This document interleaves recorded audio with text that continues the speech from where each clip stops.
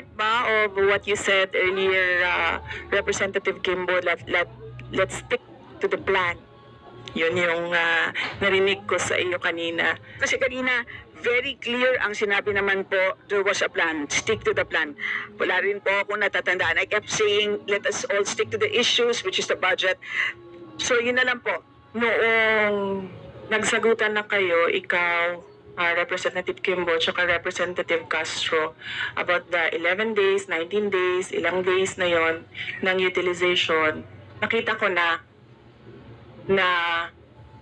that was the start of that was in no way planned action on my part. That was the most difficult moment in my 5 years in Congress.